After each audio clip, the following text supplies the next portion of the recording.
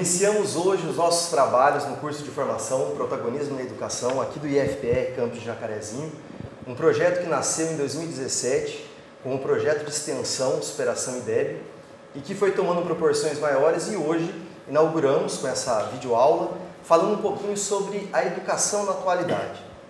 E para começar o nosso trabalho, temos aqui dois grandes convidados, professores aqui do IFPR, o professor Rodolfo Fiorucci, que é diretor aqui do campus de Jacarezinho e que veio dividir um pouquinho das suas experiências na gestão e como professor aqui conosco também nessa primeira videoaula. E também a presença do professor Hugo Correia, um grande amigo, professor aqui do Instituto Federal também, campus de Jacarezinho, mas que está afastado agora para fazer seu doutorado, mas que veio aqui contribuir também com essa aula, com esse encontro, com esse bate-papo que nós temos nessa data de hoje.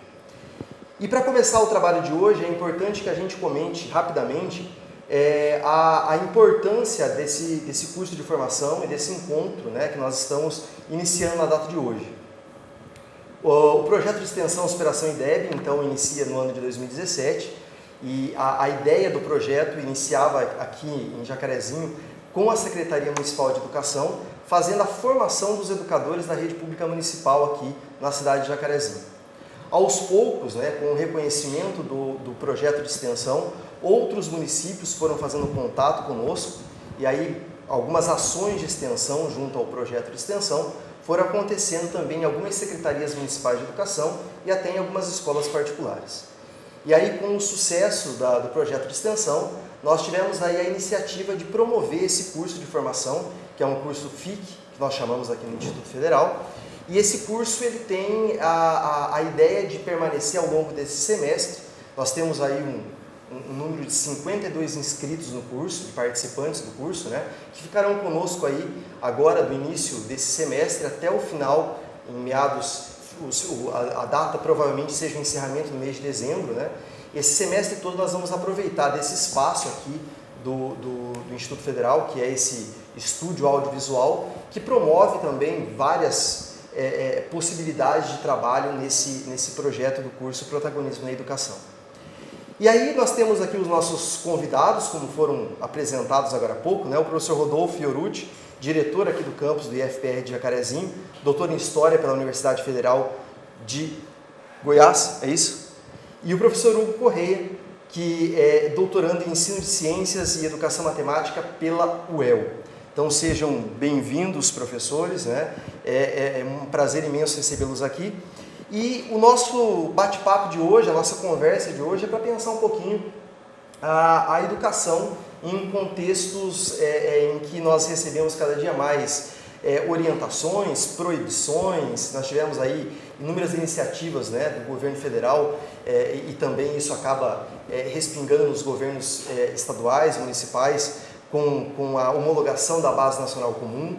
É fato que nós precisamos sempre pensar também no momento em que nós estamos vivendo, em que a educação ela precisa ser ressignificada, né? Eu recentemente tive contato com um grupo de professores da rede pública estadual e aí num bate-papo informal, eu conversando com uma das professoras, né, e ela me dizia sobre o desespero, né, da escola, da atualidade, das turmas em que ela lecionava, e a conversa girava em torno da evasão e da indisciplina. E aí eu queria começar essa conversa aqui com os professores, né, a partir de uma frase muito forte e significativa de Pedro Demo, em que ele diz no livro Por Vir, né, um livro que foi lançado no ano de 2007, né, eu ia falar 17, em que ele diz o seguinte: evasão, repetência e fracasso são muito menos do aluno do que da escola. E aí eu queria colocar isso para os meus colegas para que a gente pudesse então problematizar um pouquinho o que vocês pensam sobre isso, né? Qual é o papel do professor, qual é o papel da escola frente a essa realidade que nós vemos hoje. Então fica aí o convite para que vocês possam colaborar um pouquinho com essa proposição. Olá, professor Sérgio, olá a todos, sejam bem-vindos ao início do curso. Reprovação, evasão e fracasso escolar, eles realmente são muito mais culpa da instituição, culpa da escola, não culpa, mas estão muito mais ligados ao desempenho da escola do que ao desempenho do estudante. Bourdieu já tinha feito um estudo, né, na reprodução, onde ele analisa realmente o fracasso escolar de alunos, né, na França. E depois um discípulo do Bourdieu também, o Charlot, já fez um estudo também sobre fracasso escolar de estudantes de periferia. E o que se percebe, na verdade, é que existe todo um conjunto social. A escola não está sozinha na sociedade. A escola está inserida na sociedade e isso daí interfere demais nos processos, né? Se você pensar, hoje existe uma discussão, uma ideia de que a escola vai salvar. A escola, na verdade, existe todo um contexto social. A escola tem um potencial gigantesco de transformação. Mas existe uma sociedade que também precisa mudar, né? A escola não muda sozinha a sociedade, nem a sociedade vai conseguir mudar sozinha sem a escola. Tem uma relação de simbiose nisso.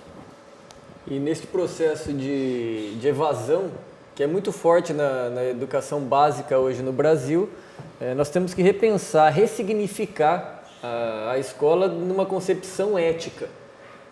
Qual é o tipo de escola que nós queremos hoje para a sociedade?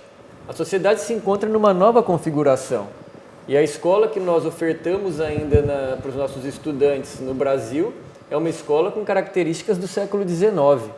Essa escola já não atende às ânsias, às vontades, aos desejos, às necessidades dos estudantes.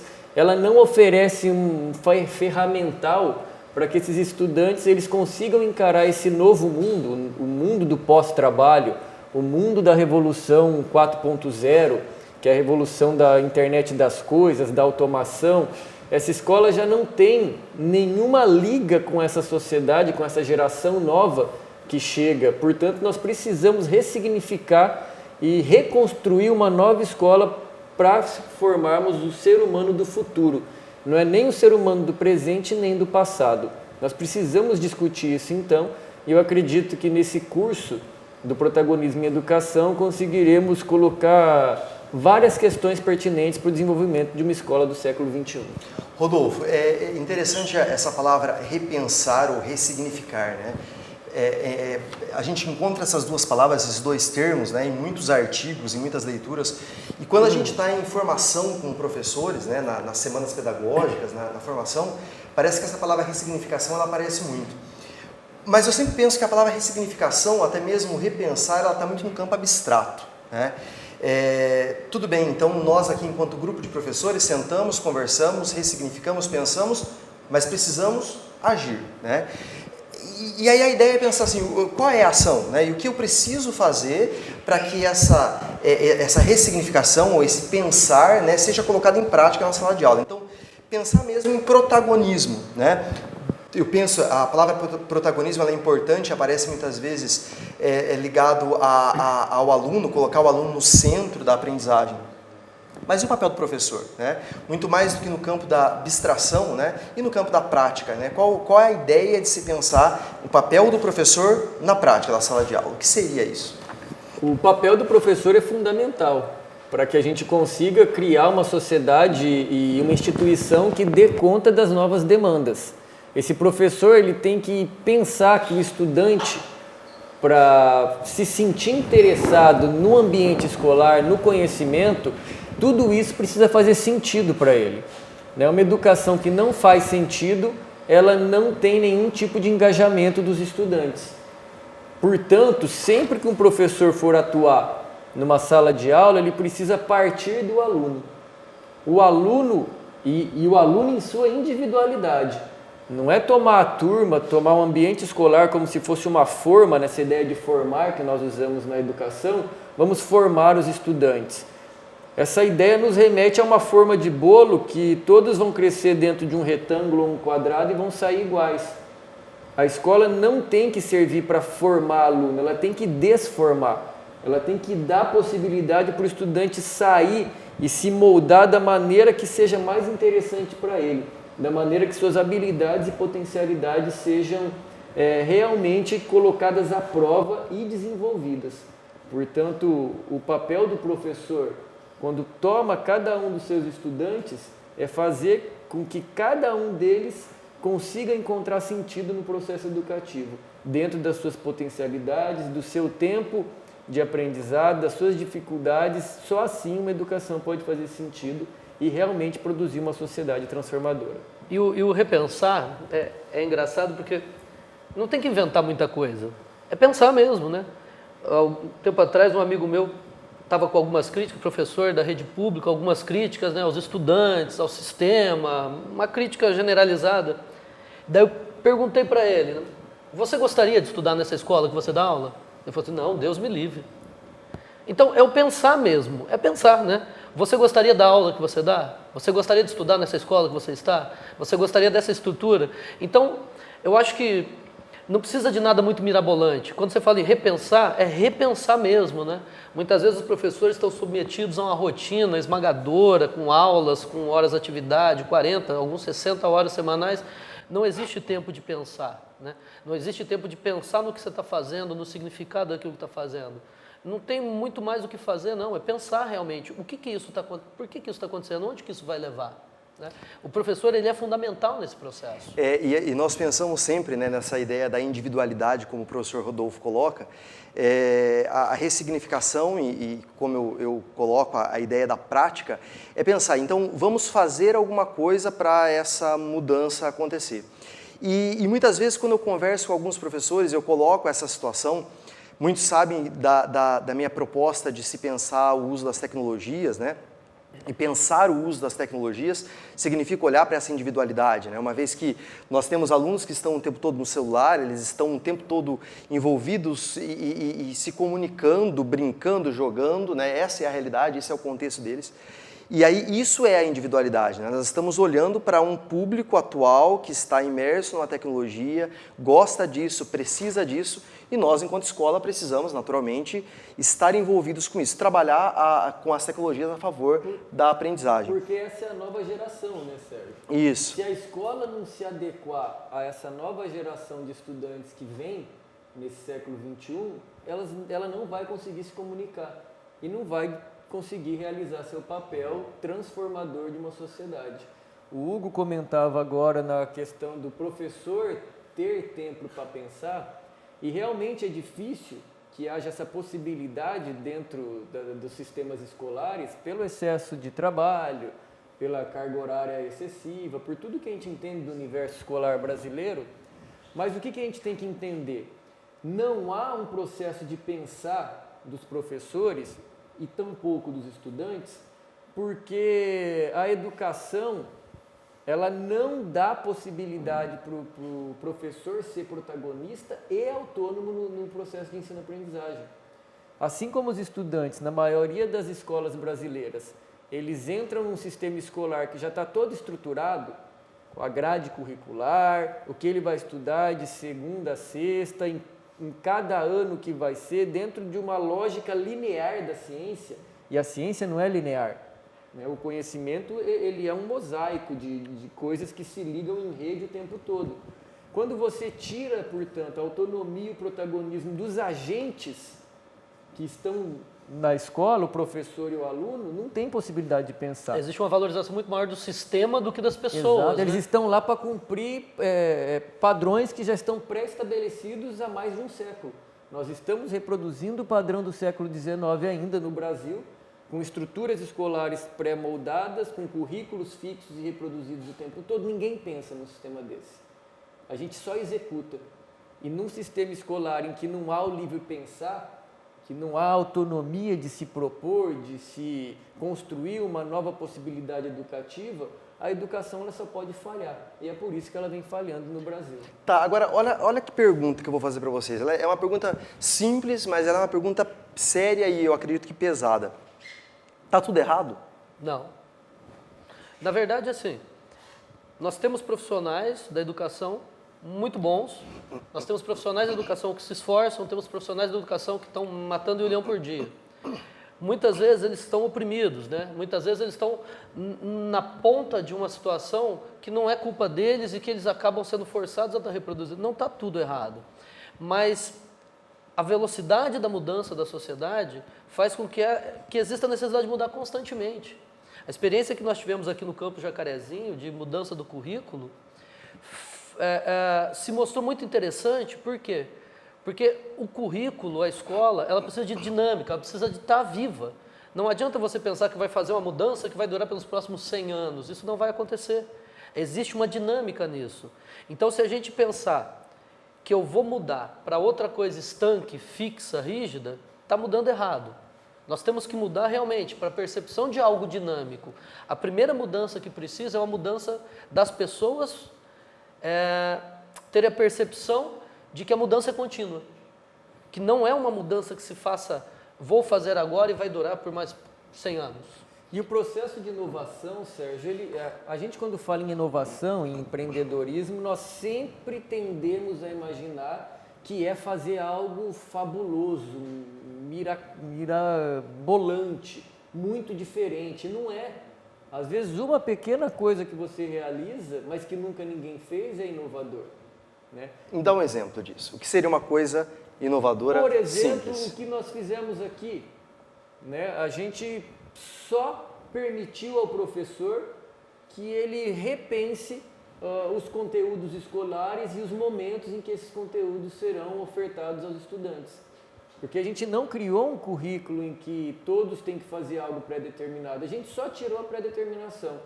Professores, existem uma porção lá de conteúdos, existem as diretrizes que precisamos seguir, agora a BNCC, mas como, quando isso vai ser feito, vai ser na interação professor-estudante, né, no desenvolvimento de cada um. Então veja que a inovação, ela não é algo, nossa, a inovação ela é muito simples, né? É você pegar uma estrutura que era rígida e transformar em flexível. Porque nós vivemos em tempos mais flexíveis, vivemos formas de aprender mais flexíveis. Então muitas vezes as pessoas ficam, mas por onde começar, o que eu faço, como fazer tal. Algumas mudanças pequenas, elas são muito significativas, como nós fizemos aqui. Em princípio, a gente não tinha percepção de que uma mudança tão pequena traria resultados tão imensos assim. E é o que a gente está colhendo. Uma coisa interessante que eu acho que nessa conversa tem um valor incrível, né, é pensar na estrutura curricular. Né? A escola brasileira, isso de longa data, né, desde que escola é escola aqui no Brasil, que nós seguimos padrões curriculares. Né? Eu me recordo alguma vez, nós fizemos um evento juntos, e você fez uma fala que marcou, eu sempre lembro quando falo com professores a respeito do currículo, da ressignificação do currículo, e você usou até uma expressão que eu me lembro da ideia de aprender a cozinhar. Né? Você usou um exemplo assim, às vezes a escola ensina tanta coisa, e às vezes aprender a cozinhar é importante para a vida do ser humano. E por que não isso entrar como currículo? E eu gosto muito de uma fala do Fernando Hernandes, né, um professor da Universidade de Barcelona, que ele usa uma expressão assim, que o currículo é a imprevisibilidade, né, o que é imprevisto, né, algo que surge, algo que aparece, algo que de repente não é esperado pela escola, não está prescrito no currículo para ser trabalhado naquela semana, naquele semestre, mas aquilo brotou hoje, apareceu numa conversa informal dos alunos, numa conversa, numa situação qualquer, e por que não transformar isso em aula? Né? Então, o que você poderia dizer para nós a respeito da estrutura curricular? Uma vez, professor Hugo, que algumas escolas trabalham, por exemplo, com material didático, né? E esse material didático vem lá com uma lista de conteúdos para serem seguidas. Então, eu, enquanto professor que trabalho com material didático, eu tenho que seguir item por item, né? Eu tenho que dar conta daquilo. E aí, né? Como transformar essa escola uma vez que eu tenho um material didático? Eu não estou aqui fazendo nenhum tipo de crítica em relação ao material, acho que o material didático é muito importante, né? É uma fonte de pesquisa, uma fonte de trabalho, mas pensar numa escola nesse formato que nós estamos trabalhando, a partir da inovação e tudo mais, uma vez que nós temos algo que de repente segura um pouquinho o professor. A primeira questão, acho que é preciso refletir sobre o que é currículo. Né? Normalmente as pessoas têm uma visão um pouco distorcida de currículo enquanto organização de conteúdos, e isso é uma visão muito simplista. Né? O currículo é uma relação de poder. É uma geração dizendo o que a outra geração tem que saber. E sempre foi assim. Só que com as mudanças que nós tivemos na virada do século XX agora, né, não é possível mais para a nossa geração prever o que a próxima geração deve saber. Uma parte das profissões que metade das crianças vão trabalhar ainda nem existem. E como nós estamos tentando prever o que vai acontecer? A gente tem que preparar eles para a imprevisibilidade realmente. A gente tem que preparar para um mundo em constante mudança. Essa capacidade metacognitiva, enativa, que faz parte dessa preparação. Né? A gente vê na nossa estrutura curricular aqui no campus, os estudantes eles se tornam mais ativos, eles se tornam mais reflexivos do que eles fazem. Com relação ao professor que está na escola, e eu acho que isso é uma reflexão que todos devem fazer, todos precisam fazer essa reflexão, o material didático ele é uma ferramenta. Eu não imagino, por exemplo, um pedreiro que vai trabalhar na minha casa depositar toda a expectativa dele na colher de pedreiro, ou na pá, ou na enxada. O material é uma ferramenta. Se existe algum lugar que trata o material didático como mais importante que o professor, esse local está errado. O material didático é uma ferramenta. Ele não deve se sobrepor ao professor. O professor deve se sobrepor a esse material e usá-lo como for conveniente. E muito disso, Hugo, é exatamente isso que acontece. O professor ele tem que se submeter ao material didático e não o contrário. O material didático se torna quase uma ampulheta que vai correndo a areinha e o professor tem um tempo determinado para dar conta do conteúdo. Aí a gente entra no que o Hugo falou, quem determinou esse conteúdo, nenhum livro didático, nenhuma escola vai conseguir transmitir ou trabalhar todos os conteúdos científicos produzidos pela humanidade, então isso é escolha, currículo é escolha, então a gente tem que repensar quem escolhe, por que escolhe determinados conteúdos, né?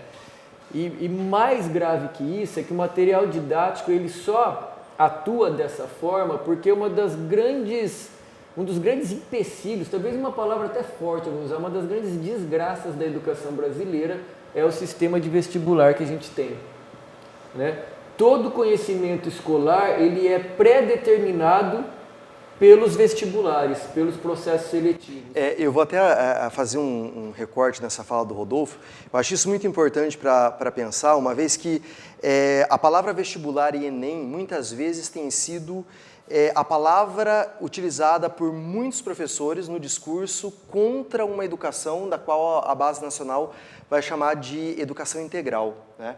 Uma educação integral que tem a preocupação não só com os aspectos cognitivos, mas com a formação humana, com a formação emocional, né? Como é que a escola tem lidado com o emocional das crianças, uma vez que nós estamos precisando falar um pouco mais sobre isso. E aí, muitas vezes, quando eu faço a fala, né, a respeito da educação integral, é muito comum, né, eu escutar os professores falarem, mas o vestibular, mas e o Enem, né?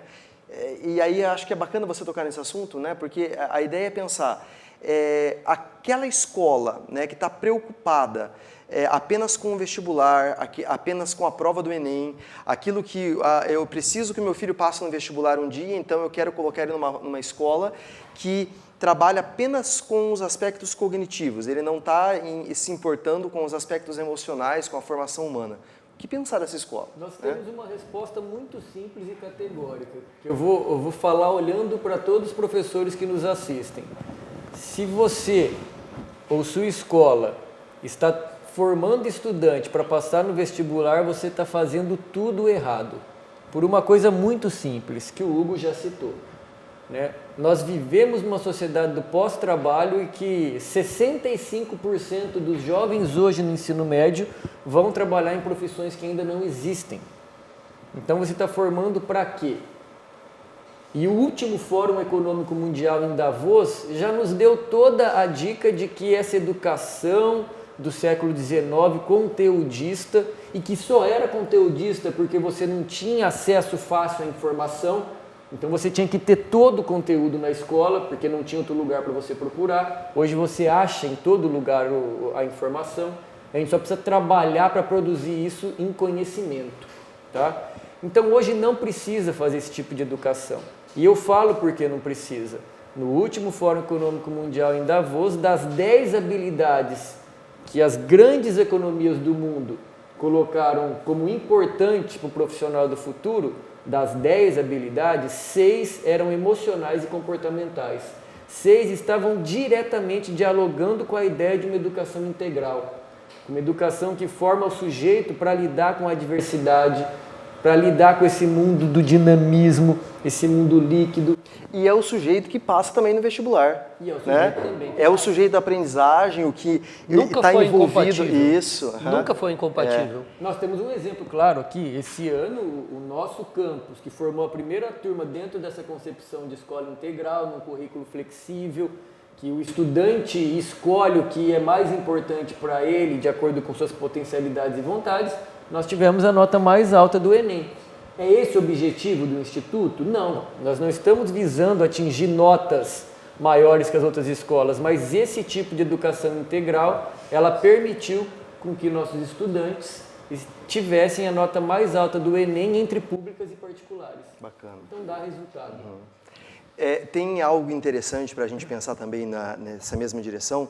A gente tem aqui 2 professores que fizeram, e o Rodolfo ainda faz um trabalho muito bacana na gestão aqui do IFPR, né? O Hugo também já teve aí a sua passagem pela gestão, né?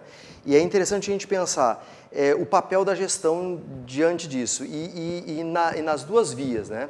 Por um lado eu tenho o gestor, o coordenador pedagógico, o diretor, aquele que tem a frente da escola, né? Que tem o seu papel importante, e do outro lado eu tenho um grupo de professores que precisa dessa gestão, né? E que, numa gestão participativa, colabora com as organizações, colaboram com as ideias.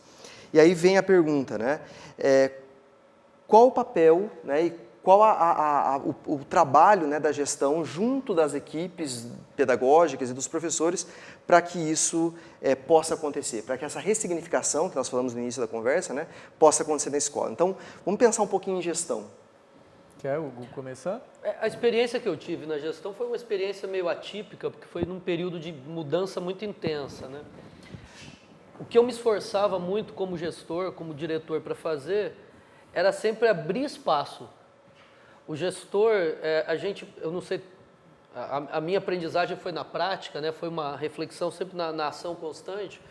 O gestor, ele precisa abrir espaço para as pessoas participarem.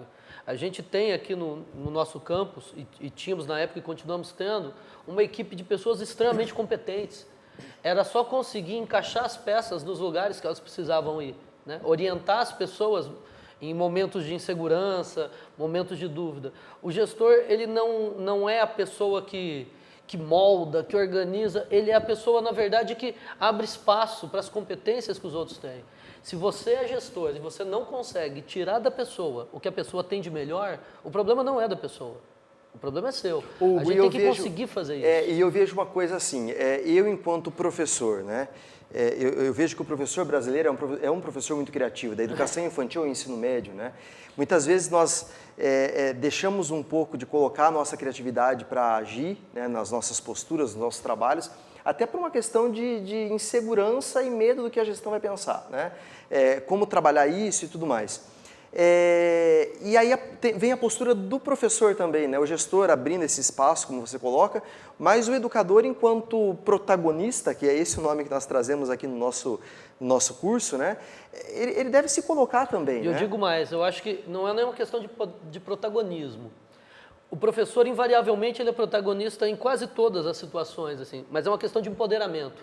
O professor pegar para si aquilo que é a função dele realmente. Durante muito, muito tempo, o professor ficou, e ainda está, em grande parte, né, relegado a segundo plano mesmo.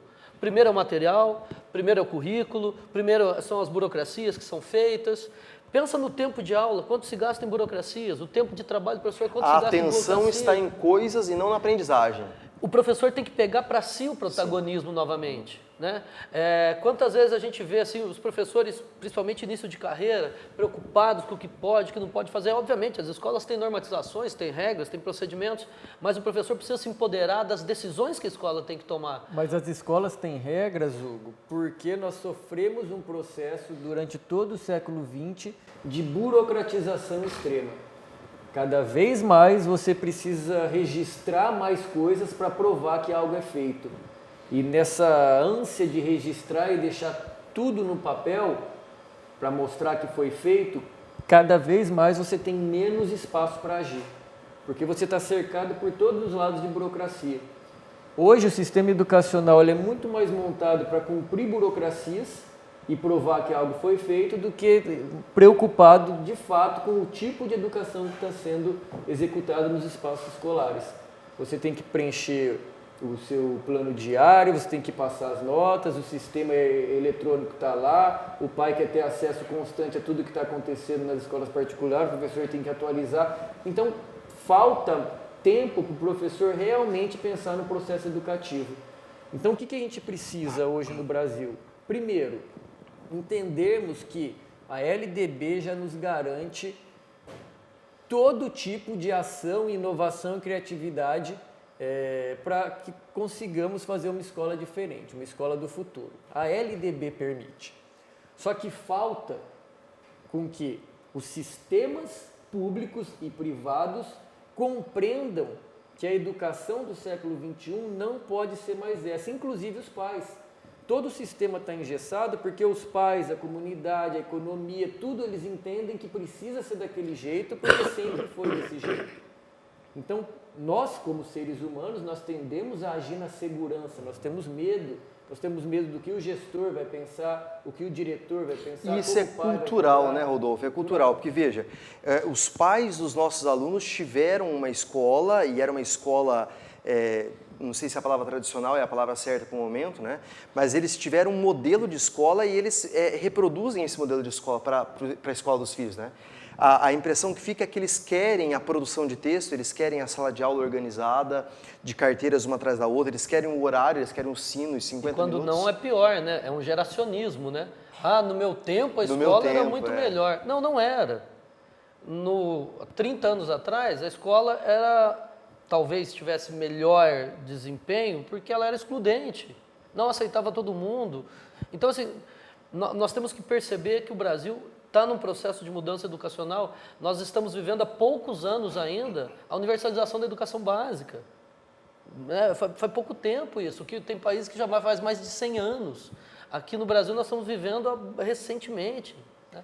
E essa preocupação com a educação básica, né, afundada nessas burocracias que a gente citou, você precisa compreender, né, que inovar dentro do sistema educativo não precisa ser algo, como a gente falou anteriormente, gigantesco.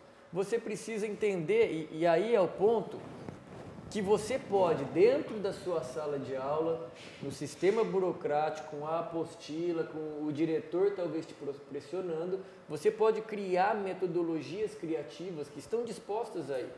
Sala de aula invertida, né? Você colocar as aulas e os conteúdos para serem realizados por projetos, né? Pode realizar projetos de extensão com os estudantes, feiras, enfim, tudo que já está aí na educação há muito tempo, mas que a gente pode mexer para se tornar mais atraente na sociedade geracional da informação. Hoje é tudo a informação, comunicação, informação, internet, a gente tem que aprender a usar isso em favor da educação. E inovar, Sérgio, às vezes inovar, a gente não pode pegar e falar, tem muita burocracia, as leis, as regras, porque senão a gente trava o professor. Fala assim, não é possível fazer o quê? Não, é possível. Precisa haver uma inovação normativa? Precisa, porque parou no tempo as normativas da educação brasileira. Mas é possível fazer muita coisa e mostrar que dá certo, porque a LDB ela é extremamente ampla e flexível. Os sistemas que compreenderam a LDB errado, nós como professores, como gestores, como os agentes da educação, nós podemos sim fazer muita coisa diferente que não tem nada de legal. E pelas as idas nossas pelo Brasil para contar sobre o nosso ensino médio, nos lugares que nós fomos, a primeira coisa que se pergunta é assim, mas isso é legal? A gente tem que, como o Rodolfo falou, a gente não faz, na verdade, a mudança porque é muito mais cômodo não mudar. Claro. Mas a LDB permite uma amplitude de ação para as gestões, para os professores, para a organização do sistema muito ampla. Mas convencionou-se a fazer de uma forma. E ninguém rompe com esse ciclo aí, ninguém muda. Isso. Sabe o que é inovar, Sérgio? A gente está falando em inovação e as pessoas pensam naquilo que eu falei, né? Inovar é fazer o básico na educação brasileira. Pense, nós temos essa neura de que é necessário só ter português e matemática, que são extremamente importantes para a formação do ser humano, né? Mas não é isso. Inovar na educação brasileira é você trabalhar o básico com os estudantes, como, por exemplo, a fraternidade, a amizade, o respeito, as diferenças, o não preconceito. Nós estamos numa sociedade que é a que mais mata homossexual no mundo, a que mais persegue pessoas por sua cor, né? Nós somos a sociedade que mais mata negro e jovem no mundo também. É uma sociedade que a cada 9 minutos violenta uma mulher. Entendeu? Então, nós estamos querendo falar em inovação como algo tecnológico quando a gente não conseguiu fazer o básico na educação brasileira ainda. O que adianta o cara entender de cálculo 3, cálculo 4, e olhe lá, ele não vai entender disso, dada a história social, os condicionantes sociais que nós temos, que colocam o estudante no sistema escolar com vários déficits. Então, ele não vai aprender cálculo 3, 2 e 1, e ele também não vai aprender a se tornar um ser humano melhor. Porque isso é visto nos conteúdos escolares como algo secundário, como algo para ser trabalhado no período à tarde, não no período de conteúdo real. Então, tá tudo eu costumo dizer, Rodolfo, que esses trabalhos são temas transversais, né, e que nós aqui no Brasil não entendemos muito bem o que significa trabalhar o tema transversal, uma vez que a palavra transversal significa atravessamento, né? E muitas vezes as escolas procuram fazer projetos solidariedade, projeto amizade, projeto abraço, né? Uma vez que isso precisa estar atravessado às disciplinas do currículo. Bom, o pessoal que está em casa nos assistindo, né, os nossos participantes aqui do curso Protagonismo na Educação, vocês viram que os temas são importantes, né? Nós ficaríamos aqui o dobro desse tempo falando sobre o assunto, né? Mas esses são os temas que vão fundamentar o nosso curso e nós teremos vários momentos para discutir, talvez até esses temas de forma mais fragmentada, né? Mas fica aí uma pergunta importante, eu queria até encerrar esse quadro aqui, jogando essa pergunta para vocês e a gente pensar um pouquinho nisso. Falamos em inovação, falamos em ressignificação, falamos em repensar a educação, e aí nós temos aí do lado de lá algumas pessoas que estão nos assistindo e pensando, tá, e agora, né? O que eu, enquanto professor da disciplina que atuo, da disciplina que trabalho, eu enquanto gestor, temos também alguns gestores que participam com a gente, qual é o primeiro passo a ser dado? Eu acho que pelo tempo, pelo momento que o Brasil vive, eu acho que a primeira coisa é o professor ter a percepção da sua importância na sociedade. Se os professores do Brasil não desenvolverem o sentimento de amor próprio, de empoderamento, de se olhar diferente, nenhuma mudança vai fazer sentido e ela não vai vir de cima. Essa mudança ela tem que partir realmente das bases, das escolas. Qualquer mudança que vier de cima, ela é pouco significativa para os professores. Ele vai fechar a porta da sala e vai continuar trabalhando. O professor tem que se identificar com a sua profissão. O professor tem que se identificar com aquilo que ele faz. Ele tem que ter a percepção da importância que ele tem na sociedade. Enquanto isso não acontecer, eu acho que o restante é secundário. Rodolfo? Existia uma frase, não é bem isso, mas que o Paulo Freire dizia que é necessária a reflexão-ação. Né? Não adianta só pensar, mas é preciso agir. Então você me perguntou qual é o primeiro passo para que a gente comece a mudar essa história. O primeiro passo é dar o primeiro passo. Numa conversa uma vez do cineasta argentino Fernando Birri com o Eduardo Galeano, né, perguntaram para ele o que era utopia e qual a importância da utopia. Né? E o Fernando Birri disse assim, imagine a utopia como o horizonte. Você já tem um planejamento de chegar lá. Para você chegar, você precisa dar o primeiro passo. Só que o horizonte, a cada passo que você dá, ele se afasta a mesma quantidade de passos. Você dá um passo, ele se afasta um. Você dá 2, ele se afasta 2. Você dá 10, ele se afasta 10. E aí uma pessoa na plateia perguntou, então, por que a gente tem que correr atrás da utopia? Ele respondeu assim, porque você precisa se movimentar. É a utopia que faz a gente sair do lugar. Embora você não chegue no horizonte, você não está mais no mesmo lugar. Movimentar-se. Muito bem. Agradeço então a presença dos professores, professor Hugo, professor Rodolfo, aqui do IFPR de Jacarezinho. E esperamos ter contribuído aí com vocês para pensar um pouquinho a respeito dessa temática tão importante que dá abertura e abre as portas, né, para o nosso curso Protagonismo na Educação.